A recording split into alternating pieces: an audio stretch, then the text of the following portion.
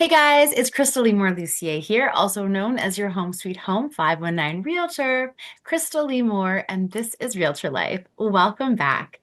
So, today we're going to be talking about a couple of things that may just help reframe how you look at everything, but especially how you look at your job, your career, whatever you want to call it. This applies to everyone, not just realtors. So, if you are not in the real estate profession, this is still a podcast for you. So, we're going to be talking about owning your schedule, finding your passion, and loving what you do, all while having fun. What am I talking about? How could this possibly be? I'm so busy. How could I ever have time for fun and enjoyment? Well, guys, I have news for you. We're all these like A-type entrepreneurs that are go, go, go. We live in a world where the badge of honor of being too busy is just getting out of hand. I think burnout is at an all-time high. And it's really important that we kind of address the source of these things. I recently sometimes I get these epiphanies, and I am so, so grateful for Claude. Now, if you have not listened to my interview with Ron O'Neill, go back and listen to it. So he is one of the number one AI people, and he's actually presenting to our brokerage next week. But he has so much info. But one of the things I love most about that meeting with him initially, so we this was the second one, was finding out about ChatGPT and Claude. So OpenAI and Anthropic. And I use Claude, love Claude. So basically what I find is as long as you use AI as like an assistant, then it is just gold. So I don't think you can replace people because what happens is like there's always going to be mistakes. I say that. For now, there will be mistakes, but we need that human eye to look at things. And so with Claude, what I'll do is I will just like kind of have a brainstorm about making things better in my business or my life. And then I kind of just plug it all in there. And the AI is able to kind of make sense of it, help you make a plan. Big recommend for any of you Buffini people, you can take your heritage profile, your real strengths, it's called now, and put it in there and say, hey, this is my profile. Help me build out a plan based on this. You can take literally anything that you need to have read and understood very quickly, throw it in there. So good. So I was having kind of this really like, I don't want to say existential crisis, but I have quite a few, and I don't know. I think it's because we go, go, go, and on the verge of burnout, you're just like, something has got to change. I don't know what it is, but something has got to change. So that sentence, by the way, is probably the catalyst of the best changes in our world. And for example, like that's why we ended up being able to hire a second assistant because we needed someone to be able to do some extra stuff or having more agents to come in with us. So this was kind of like my schedule, and I was really struggling to get everything done. And I realized that I had kind of let my schedule take over me instead of me being in charge of the schedule.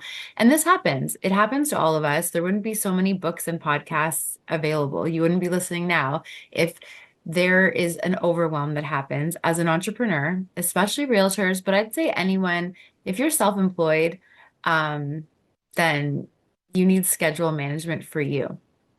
And so we're going to be talking about the four things I mentioned. So the first thing is owning your schedule. Now, I'm going to do a bit of an interpretation or maybe a shift from some of the advice I've heard. So Gary Keller has the book The One Thing. Okay, and that's fine. I've heard you should do one thing a day, that's your main thing. Three things a day, that's your main thing. And I mean, I'm a bit I'm a bit of an overachiever. That's a nice way to say it, but I don't think I could just do the three things. So I changed mine to six pillars a day. So I decided six pillars a day, six big things I'm going to work on. And otherwise, the things that you really want to do, they'll just keep falling down the list, right? Because it's usually the squeaky wheel gets the grease, the loudest person gets heard first, and then everything's a jumble at the bottom. So when we're looking at owning your morning, I actually had a really cool goal setting session. I led in a networking group. So we talked about our morning routine. What does that look like? Personally, I'm trying to get to the point where I can wake up at 6 a.m. with like energy. I want to be like, good morning, world. It's 6 a.m. and here I am. And right now at 6 a.m., I'm like, it's really dark. I need it to stay dark. I want to keep sleeping. So we're getting there. I'm inching. I'm baby stepping. So far, we've made it to 7:30. So we'll get there. Um, but owning the morning, like, what does that look like? Because so often we will get taken out of what we're trying to do because a client will call, there'll be an emergency, and then all those things that you had great intentions to do just don't happen. And that can be anything from self-care to walking to exercise to journaling to playing, like for me, playing guitar. You need to make time for those things. And that's where waking up early may help. So, one of the things I have been doing is obviously Mind Valley. I've talked about it quite a bit, quite a bit. But the reason, like all of these pieces are kind of fitting into, I want more energy, more vibrance, and I'm really looking for some more control on my schedule so that I can feel really accomplished throughout the day, at the end of every month, all of that, and be able to go to bed at a normal hour without thinking I have to finish 17 more things. So, what do we do about it? So, what we did in that goal setting session is I basically just said, and I recommend everyone does this. Write out your day like right now, like as it is. And then write out the day you'd like to have. So for me, I mean, we had actually one woman in our group who was like a superstar. She's like, she did all these things. 6 a.m., greets the day with intention, meditation, tea, journaling, like you name it, she was crushing it. For me though, for the longest time, I wanted to wake up and immediately like go for a walk. And it just wouldn't happen because I would get caught up, right? We'd look at our phone, we have to deal with all these things, then all of a sudden there's no time for the walk. So for the last like 2 days, I decided that I'm gonna get up and go for the walk. So whether it's 15 minutes, whether it's half an hour, get up, go for the walk. It is beautiful outside. And like the key will be, will I still go when it's not? I do have a treadmill, so I could probably work it out, but getting that fresh air really just sets your day. Then making sure you're journaling and reading 10 pages of a really good business book. So the key is like those are things I love doing. But what is it that you want your morning to look like so you can be set up for the rest of the day?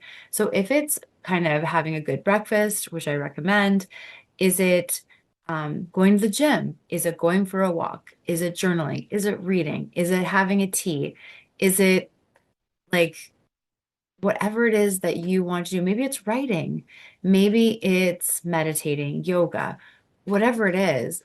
If you can set up your day so that's kind of how it starts, then sky's the limit for you, right?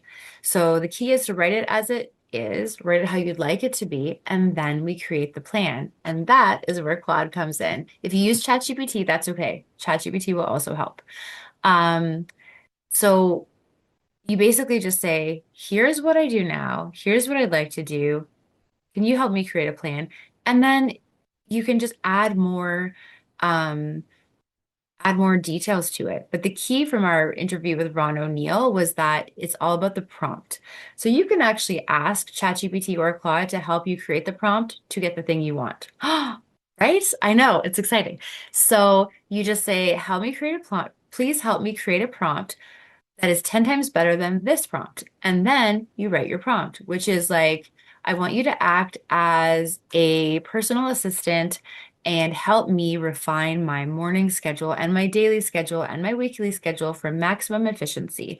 Make sure that I have time to get everything done and that I feel rested and that I have time for fun and family. And you put in your pillars, right?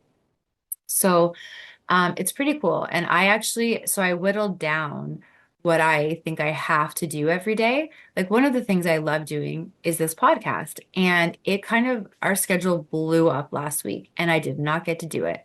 And I was pretty bummed. I want to think that you guys were bummed too, but I think you're all busy, so maybe you didn't notice.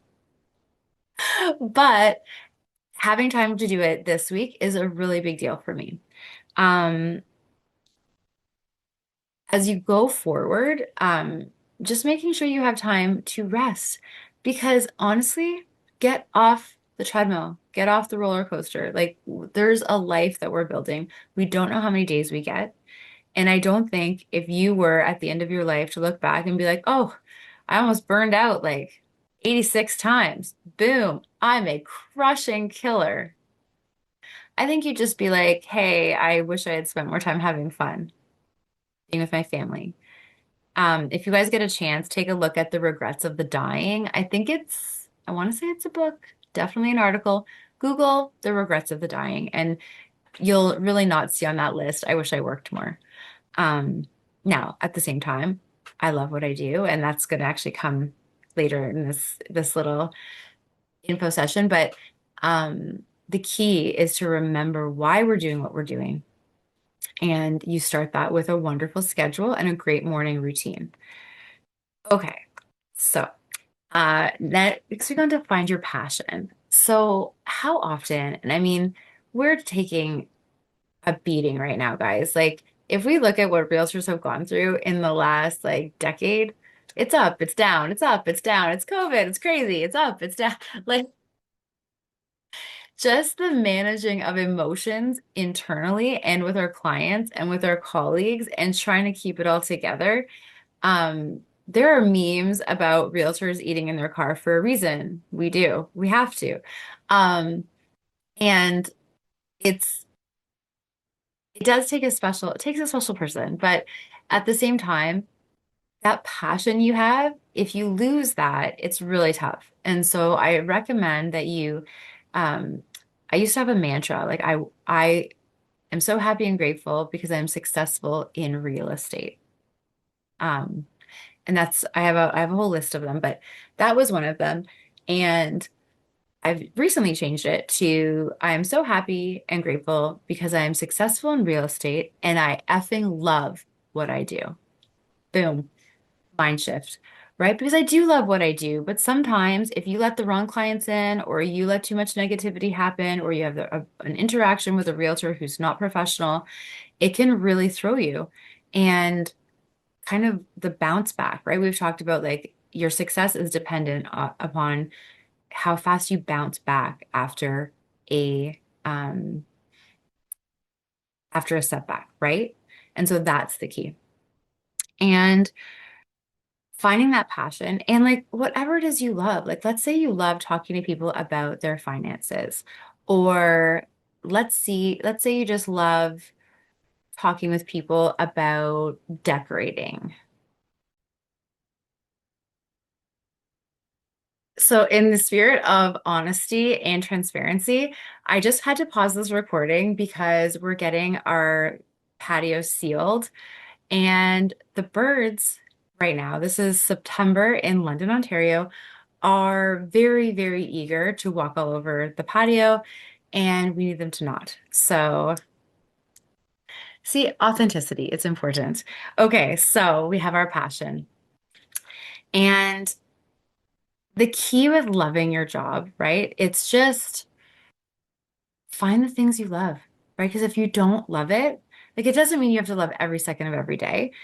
And it doesn't mean you have to love doing hard work all the time. But there has to be something that you love about it. This life is too short, guys, 100% too short to be spending your time kind of slogging away at something you absolutely hate. Now, there's an argument to be made. You can figure out a way to like doing anything, right? You can make things fun. But if you're hating it, if you're just feeling, if it's affecting your mental health, for example, then figure out how to change your mindset or figure out how to change your path, right? So maybe what you're doing isn't filling the cup. Maybe there needs to be something else. Or maybe there's things I know I've talked about, like I was overwhelmed and I had so much on my plate earlier this year. And when I really looked, I was like, what am I actually working towards? Right? Because it was burning me out. I wasn't able to spend time with my friends or my family. And I thought I was doing it all to be successful. But was I successful? Like, is being successful in one bucket enough? It's not, right? We have like the five circles with Buffini, or like you need balance. And so I would definitely urge you that if you're finding that you're lacking that part, I would strongly urge you to reframe or decide like maybe there's other things you can do or delegate. Right. So, like, we talk about this all the time. Like, we have two assistants, and there's three now, possibly four agents working with us. And the key is like, if you're really good at something and you love doing it, that's what you should do. Um, but if you don't have time to do all the extra stuff and it's really taking your energy and your spark away, maybe there's someone that loves doing that and you can kind of work together. Right. Okay. And last but not least, fun. So, my husband and I were just talking, and we're like, we have fun when we go on vacation and we have like sort of fun like on the weekends. But what if we built in fun? Like, what if we added something that was really fun, that didn't have to be responsibility, that was just like something that we got to look forward to every week? And so we came up with, I used to be part of this really cool group at the law firm I worked at called Friday Drinks After Work, FDAW. So I told my husband about it, my idea. I said, why don't we do this? So why don't we, for the rest of the year, let's see how it goes. Every Friday from 5 till 7, we will go to a different restaurant, a different patio, whatever. We'll have Friday drinks after work. And what he's like, well, but we're not drinking right now. I'm like, well, we don't have to drink alcohol. The point is that we're going to go for dinner and we're going to cap off the week with some fun. And we can invite people if we want. Anyone's welcome. And we just make it a tradition because I do know that if you start it, they will come. And if it's just us, we'd have fun too. So we're going to give that a try. I'm pretty excited. Um, and that's the thing. Like, what do you do for fun? And I don't mean like vegging out on the TV and just like binging an entire series, which is also fun, but a different kind of fun. Not the kind of fun I'm talking about. Sometimes that is ideal. And I know if people judge that, I get it. But sometimes you just want to take your brain, put it over here, and just watch the entire series of The Summer I Turned Pretty. It was really good. Um, Yeah, I think fun is something that is lacking. And it doesn't have to be expensive. It doesn't have to include drinks. It doesn't even have to be a vacation. These are all things you can do. But I'm talking about just having fun, laughing, playing, remembering that at the end of the day, none of this matters that much. I know it matters. And I know like we all take it very seriously, and it is serious. But sometimes when you're kind of faced with that stress, you're like, big picture, we have one life. We have a family, we have friends, we have community, whatever, and whatever family means to you, whatever friends means to you, whatever community means to you. But we have that. And so I'm not suggesting that we like ditch all of our clients and just go to the park, but find the fun, find ways to have the fun because before you know it, days will turn to months, months will turn to years will turn to decades, and you'll be looking back. And I promise that if you're not adding that fun in, it will be a regret. And we don't want to regret, right? I hate regretting. My mantra in life is like, what would I regret more? Doing something that's maybe scary or doing or not doing it and regretting it. Okay, guys. So I hope that you enjoyed this. So we have a really good interview coming up with a former coach of mine, which is exciting. But today we talked about owning your schedule, finding your passion again, loving your job, and having fun. I am Crystal Lee Lucier. This is Realtor Life. Thank you for joining me. And if you guys would like to be on this podcast for an interview, if you have questions, if you have suggestions for episodes, I am always, always here to take them with open ears and an open mind. And yeah, have a great day, guys. See you next time.